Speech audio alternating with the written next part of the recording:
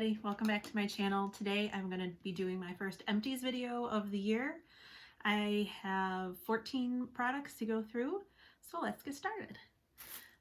The first one is this 4th Ray Beauty gel moisturizer. I'm not sure the exact name because the writing all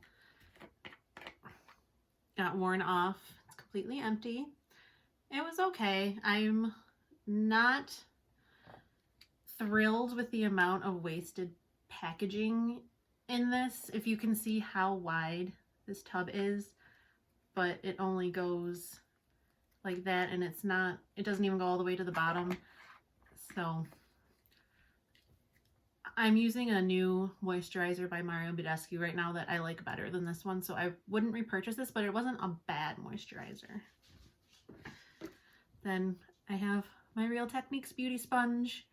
You'll probably see one of these every 2 or 3 months is usually how often I change them out. I've never tried a beauty blender. I've only tried these sponges and I like the price point. They work well, so I'm going to continue to use these. Next is this e.l.f. Solid Sponge Cleanser. I really like this for cleaning my sponge and my brushes. It gets them really clean. This thing cost me $4 at Target. It lasted me 4-5 months maybe. It lasted a long time, so you get a really good value for your money. I would and I have repurchased this. Next I have this smooth exfoliating body scrub from Ulta in the scent Sea Mist and White Flower.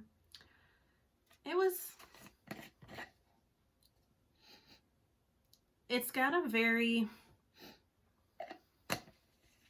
it's more of a clean scent, which I like, but there's something about this one, it wasn't my favorite scent.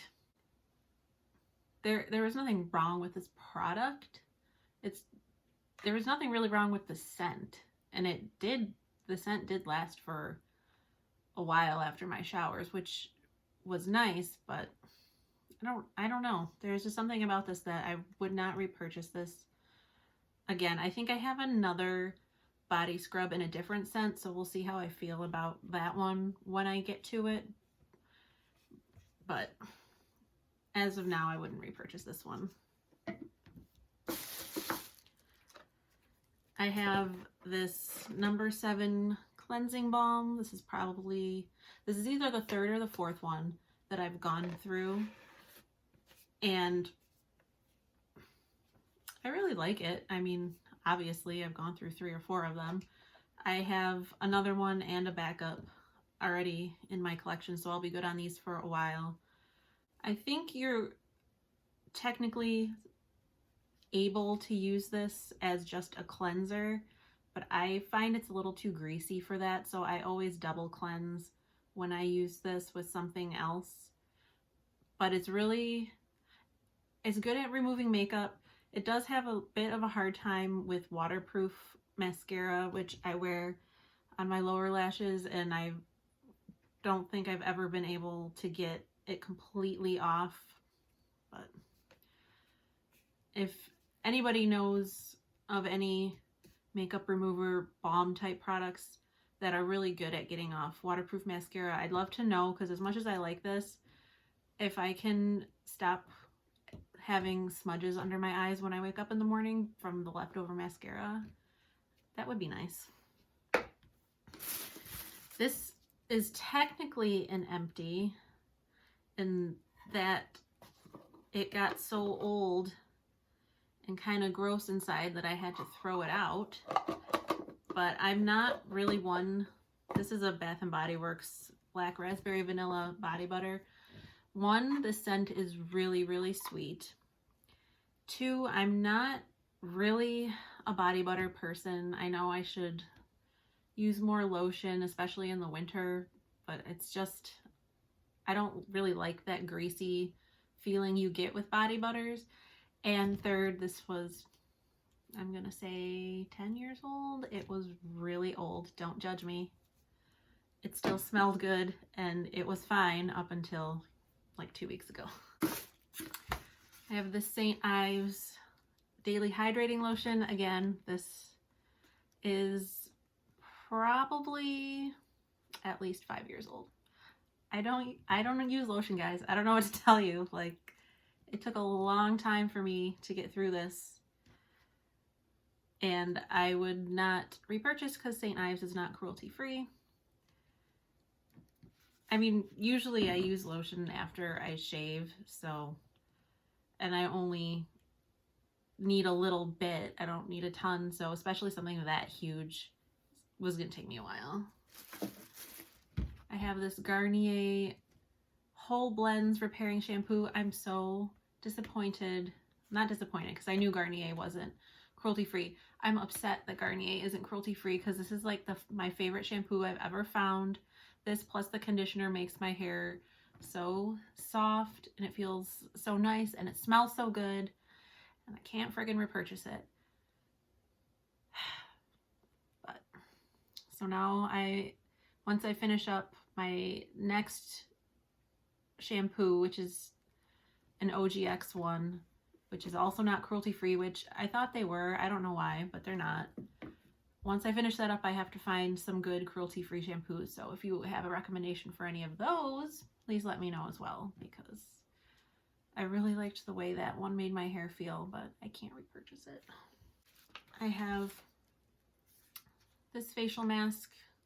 It was a Freeman, so not cruelty-free, so I just wanted to get it out of my collection.